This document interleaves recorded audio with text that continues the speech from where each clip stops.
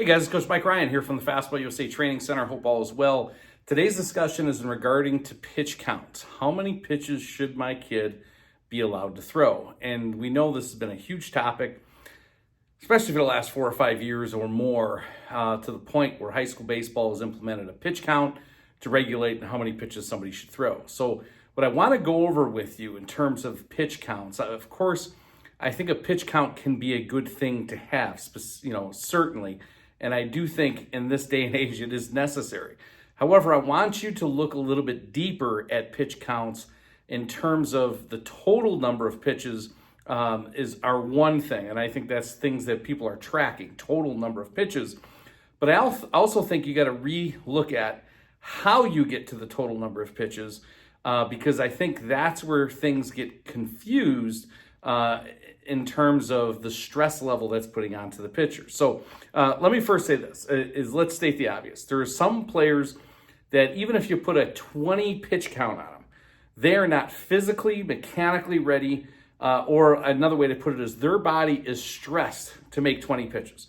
So pitch counts, while as a general thing is a good, I guess, a guideline, it is definitely not something we can compare one player to another to. So we do also have to keep that in mind, where another player could throw 40, 50 pitches and not be stressed at all or very little, where another guy 40 or 50 would be crazy.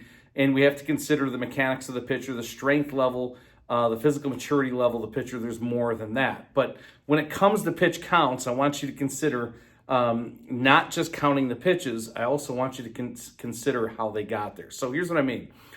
Ask yourself how many pitches he's making per inning and start looking at that. And one of the best descriptions I've had this is Coach Ron Wolforth of Texas Baseball Ranch described it like this. If I had you, for example, this was just a paraphrase. If I had you do 30 push-ups in a row, or say 50 push-ups in a row, right? That would be far more taxing than if you had to break that down into, say, 15 to 18 push-ups and then go take a break. And maybe that break is 5-10 minutes while your team is hitting, and then you go back out and you do another 15 push-ups and so on and so forth. So think of that in terms of pitching, right? So if I tell somebody he is on say a 40 pitch count, correct? And he throws 38 pitches in one inning, that's obviously a high stress inning. So what I want you to start looking at is number of pitches per inning. And this is something that we have taken it and adopted here at Fastball USA in terms of what we're looking at with pitch counts and how we will deal with them. So number one, if somebody is kind of under that 18 or less area of pitches per inning, we would look at him generally as being green. Now, green meaning he's good to go another inning, assuming there's nothing else pointing to taking him out. Of course, we would look at where we at in the season. Where is he at in terms of mechanical efficiency, physical efficiency. But for the most part, if somebody's at 18 or less in a specific inning, he's going back out there for the most part if everything is good. Now, where we start to look at what are some warning signs we got to start paying attention to, here's one. When a player starts going north of 30 pitches in a single inning, that's where we get to the point where he becomes red in our world. Red means we're taking him out. So when a person throws a single inning of more than 30 pitches, we are not going to send them back out for a second inning in 99.9% of the cases, right? We're just not sending them out there. So in the second scenario, where we may have a player eclipse 25 pitches in back-to-back innings, he is also not going out there for a third inning. So or another way to put that, right, is if he say he goes in the first inning and he goes 25, the second inning he goes 25, the third inning he's not going back out. And then the third way to look at that is if he goes north of 20 pitches 3 times in a game, he's also not going back out. Now, this is a general guideline that we use here at Fastball USA because we're looking at the number of pitches in a single inning could be far more stressful than what we're looking at over the entire game. So, for example, I got the 60 pitches and you got the 60 pitches. You pitched 4 innings, right, where I did 60 pitches in 2 innings. I am far more stressed in a 2-inning outing versus your 4-inning outing where you average 15 pitches per inning. And I think that's pretty obvious. And that's where, when people talk about total pitch count, if somebody's averaging 15, 18 pitches an inning and they start going to the 5th, 6th, and 7th inning, of course, total pitch count needs to be considered because they're throwing more pitches in a game. But if you look at the individual, how stressful is that inning, to me, that is a bigger counterpoint. So let's review. Okay, general rule, 18 pitches or less, for the most part, he's green. We're probably going to send him out there. If he starts to exceed 30 pitches in a single inning, and definitely 35, I would say for sure, that guy, we're taking him off the mound. He's going to get his hours of rest that he needs before he goes back out there again.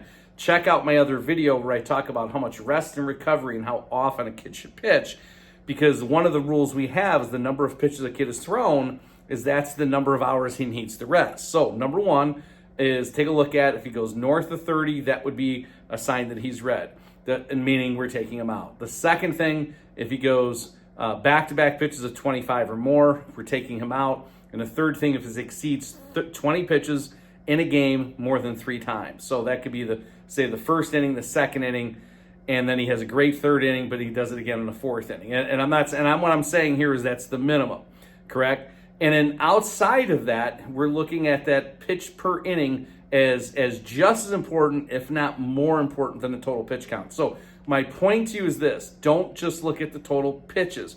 Give a guideline to yourself as how stressful was that inning for that kid, because obviously if he goes out and he throws a 15-pitch inning, for most players that's going to be way more stressful, right? If he throws 30 pitches over a 2-inning standpoint, right, compared to throwing 30 pitches in a single inning. And then consider, when do we need to bring him back? And what we said, the minimum, what we would do, minimum, is the number of pitches he makes, is the number of hours rest before he would ever pitch again. So again, if you have a guy who had one bad inning and he throws 35 pitches, we're looking at 35 hours of rest minimum before we consider bringing him back. So I know that may not make the structure of what I just talked about may not make things a little easy on a coach. And we run travel teams at the high school level here at Fastball, and that's something we're obviously managing all the time, because we also have to consider the long term of everything that's going on. So if you have a smaller roster,